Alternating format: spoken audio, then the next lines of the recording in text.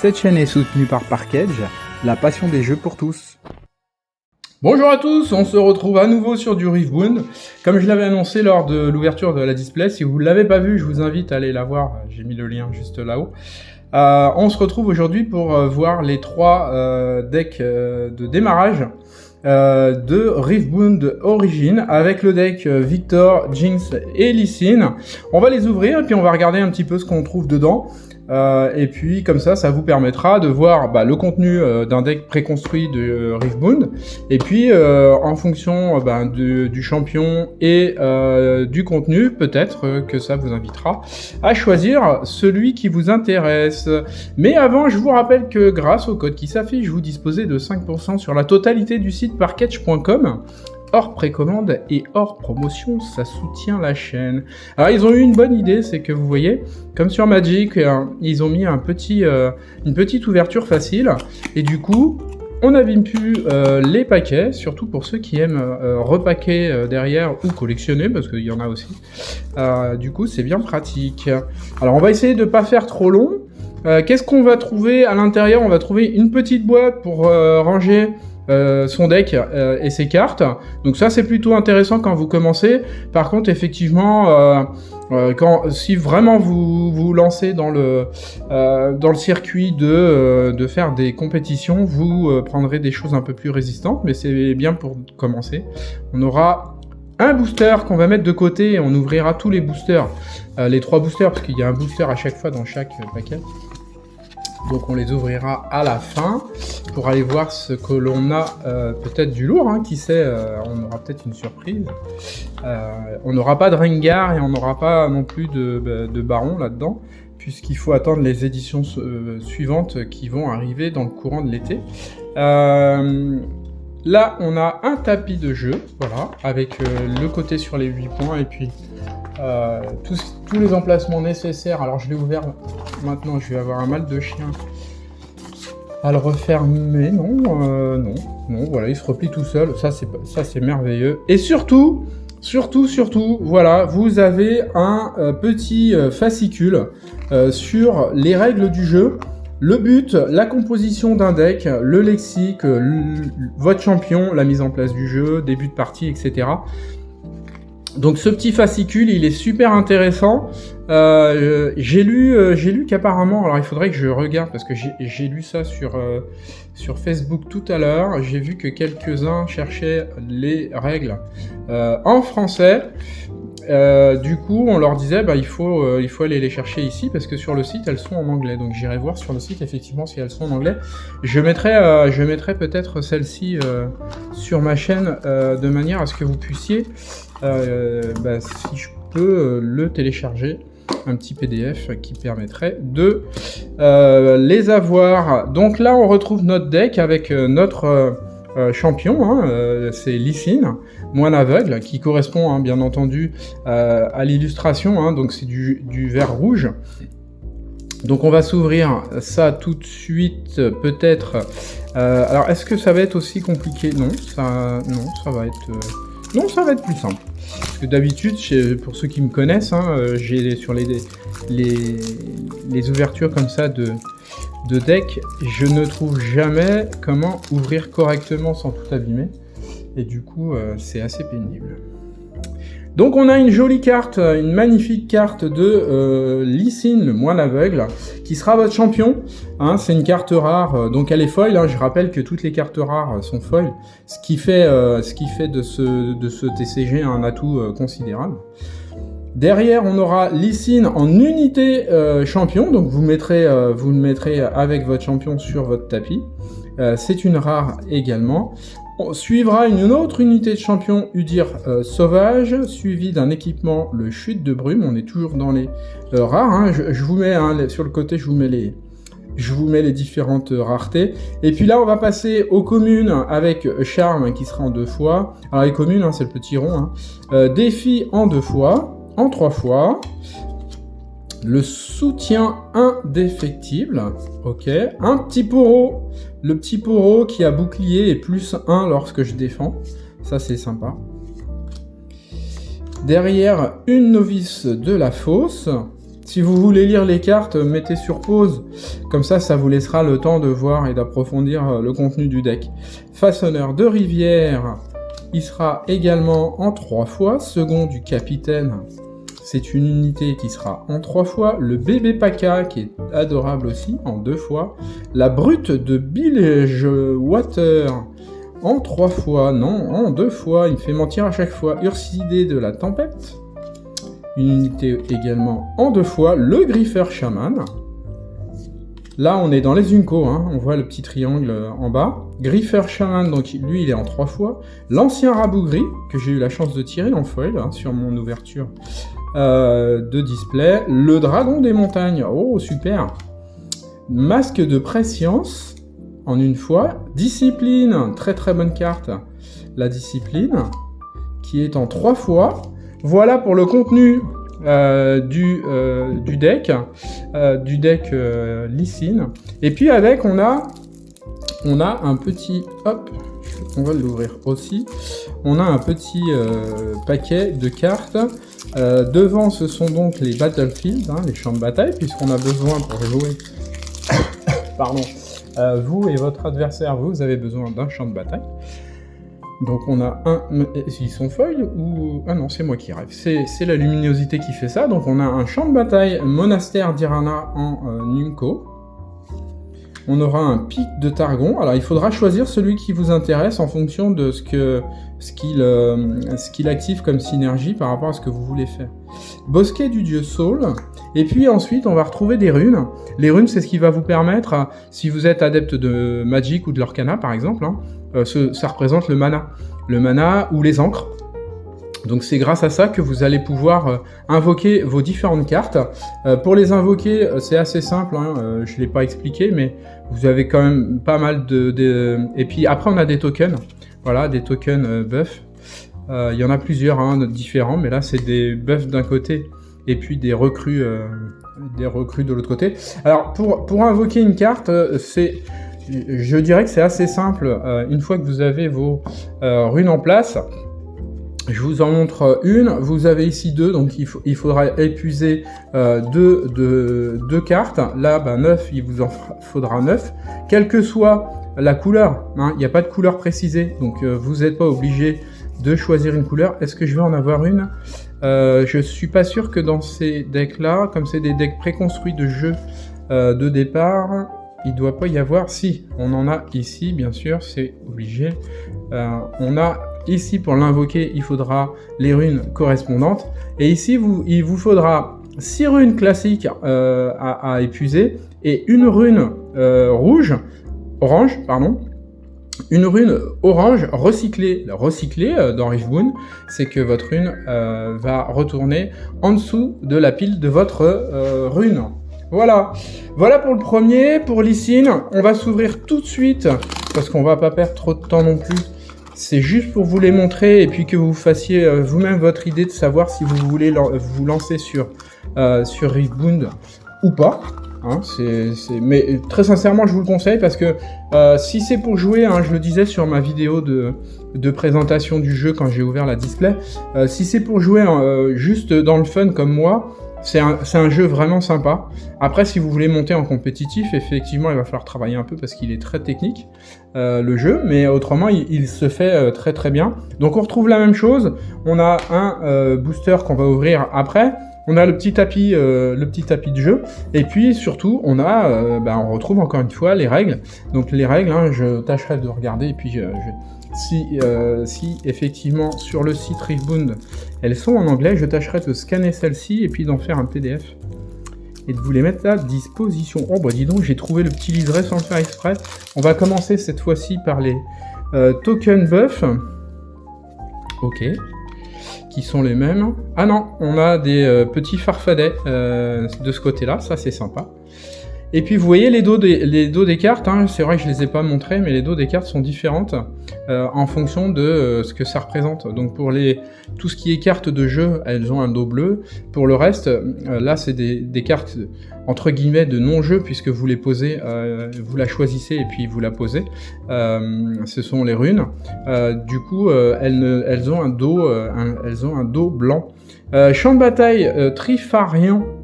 pour ce premier en Unco champ de bataille, la Grand Place, l'hôtel d'unité, et ensuite on retrouve donc les runes. On a des runes bleues et des runes jaunes qui correspondent effectivement au jeu pour Victor, bleu-jaune. Donc c'est ce qui va vous permettre d'invoquer les différentes cartes de ce deck que l'on va s'ouvrir et qu'on va les regarder tout de suite une fois que les cartes auront bien voulu. Voilà, merci.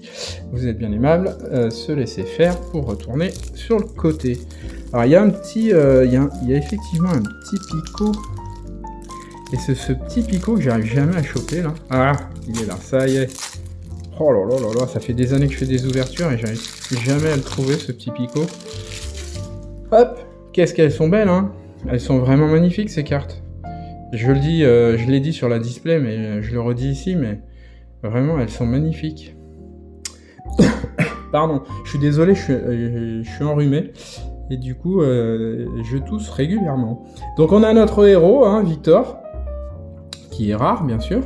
On se retrouvera avec un champion, une unité de champion Victor, toujours en rare.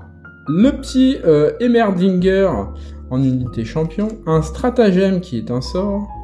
Un spectre des échos qui est une unité. Et puis ensuite, on arrive sur les cartes qui vont vous permettre de remplir votre board et d'aller enquiquiner votre adversaire. Donc, Orbe de regret, on va l'avoir en 2. Un assommoir en 2 fois, supplice de la planche en 3 fois, une lame dissimulée, c'est un sort en 2 fois, un écran de fumée qui est également un sort en 2 fois, dos à dos, c'est également un sort en 2 fois, appel de farfadet, c'est un sort en 2 fois, la consultation du passé en 2 fois, un éclaireur désert, c'est une unité, cette fois-ci on l'a en 3 fois, apprenti motivé, on l'aura en 3 fois. Le stratège cruel, on l'aura également en 3 fois. Le colosse étincelant en 2 fois. La besace à champignons en 2 fois.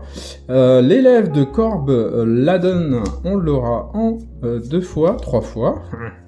Et puis le tambour noxien qu'on aura en 3 fois également. Voilà, donc pour ce petit deck Victor, je vais remettre les patrons au-dessus, hop, histoire d'avoir la jolie carte, tac, en visu, ici, tac, voilà, ça c'est parfait. Donc on a notre Lysine, on a notre Victor, et on a gardé la magnifique Jinx pour la fin. Jinx, qui est très intéressante, violet rouge, hop, on va aller voir ça tout de suite.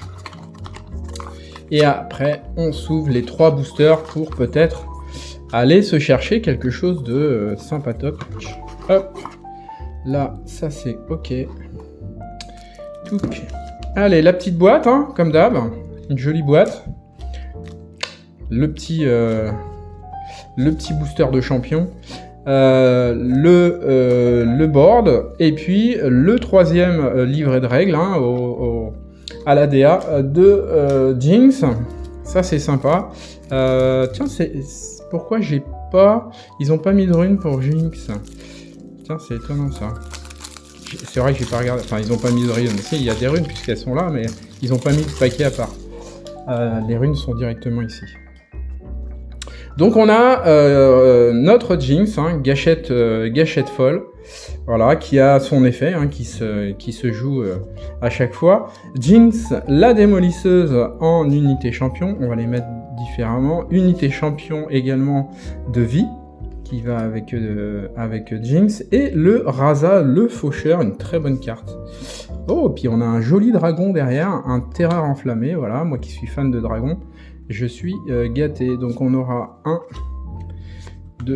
dragon, on aura le pyromacheur en 3 fois, le corsaire téméraire en 3 fois, un combattre ou fuir également en 3 fois, une bourrasque, c'est sympa, la bourrasque est intéressante, là, en 3 fois, l'agent infiltré en 2, enthousiasme en 2, le ver de lave en une fois, le brut technochimique en 3, un gardien de cimetière en 2, les âmes enragées en 3, un marchand itinérant en 3, on est dans les Unco, le rayon du néant, une carte intéressante, elle a un recyclage, les cartes là ont des recyclages sur ce jeu-là, il est un tout petit peu plus technique, il faut y penser, du dépotoir en 3, et puis vous voyez on arrive directement sur les battlefields, le paquet n'était pas à part, c'est bien ce que je disais, on a l'allée des pillards pour ce premier terrain de campagne, le pic de Targon, la profondeur de zone, et ensuite on a nos runes, runes de fureur qui sont donc pour la couleur rouge, et la rune de chaos pour le violet. Et bien voilà, on a fait le tour rapidement de la présentation des 3 decks préconstruits qui vous permettra comme ça de voir ce qu'il y a à l'intérieur et de vous faire une idée si vous voulez partir sur l'un ou sur l'autre. Et puis comme ça de jouer en famille, vous pouvez très bien jouer en famille. C'est accessible en famille, si vous prenez 2 decks, vous pouvez très bien jouer ensemble, il n'y a aucun souci.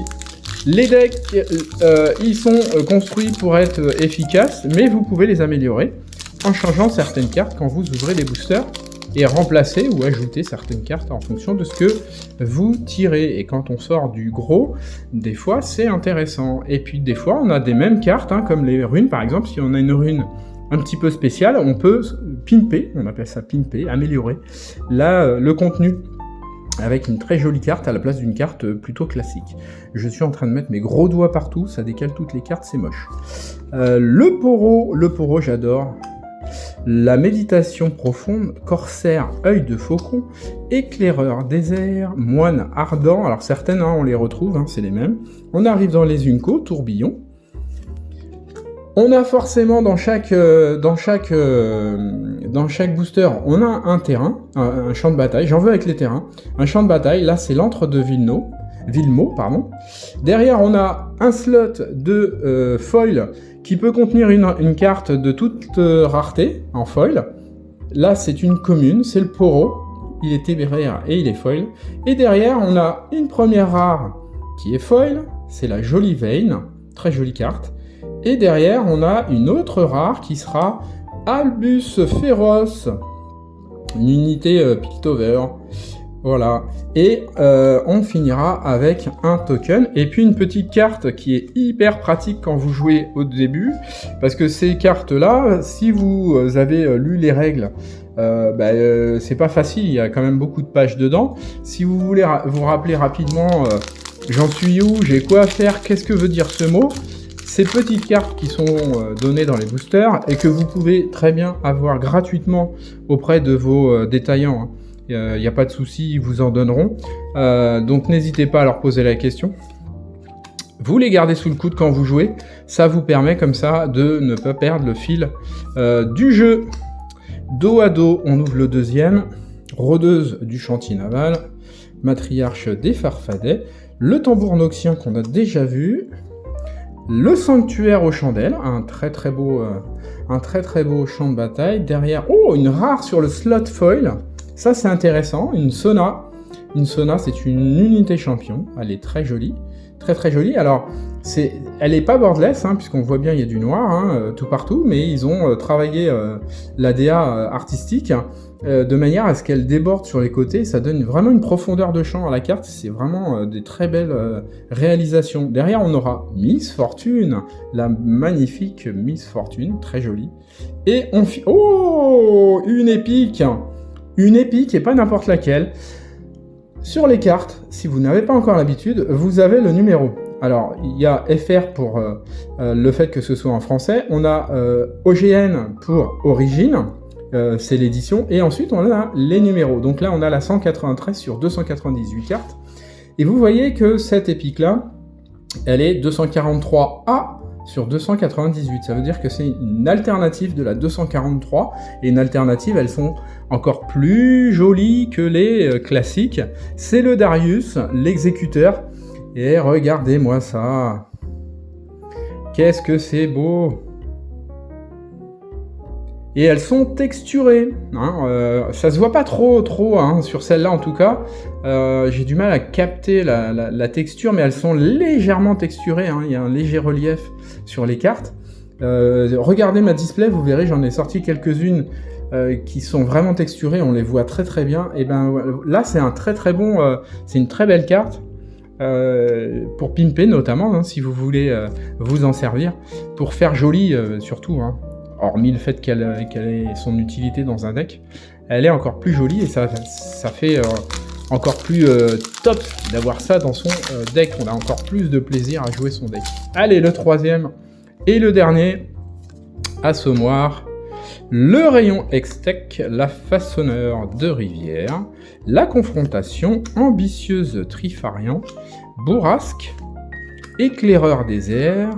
Dans les Unco, la discipline qu'on a vu tout à l'heure, le marchand itinérant, on arrive sur le champ de bataille qui sera un camp de guerre Trifarian, qu'on a déjà vu également. Derrière, on sera sur une Unco foil, le conduit d'énergie, très joli. Vous voyez, le foil, il ressort bien sur ces cartes-là. Donc c'est vraiment des très très belles réalisations. Oh, derrière, regardez, on a la 269, c'est une rare, mais c'est une rare légende. Et du coup, elle est boardless, cette rare. Elle a plus du tout de contour noir. Elle est full art boardless. C'est le patron, Sect. Voilà, une très très belle carte. On aura eu vraiment des boosters de qualité. Des très très... Oh, plus que des boosters de qualité, parce que regardez ça. On a Léona en rare, en épique foil. Et forcément boardless. Léona Zealote, unité champion Léona. Elle est super belle. Eh ben, écoutez, que demander de plus quand on ouvre des boosters, eh ben, des jolies cartes, et on a à la fin donc la petite rune, et puis la petite carte avec cette fois-ci, c'est les mots-clés qui vous permettent de jouer. Et bien voilà, on a fait le tour pour cette présentation des 3 decks de préconstruits Riftbound en français sur l'édition Origine qui vient juste d'arriver. On va pas tarder à en faire d'autres parce que j'adore ce TCG, donc on va se retrouver très rapidement. Merci à vous de me suivre, n'hésitez pas, petit commentaire comme d'habitude, un petit pouce, abonnez-vous et puis on se retrouve très vite. À bientôt.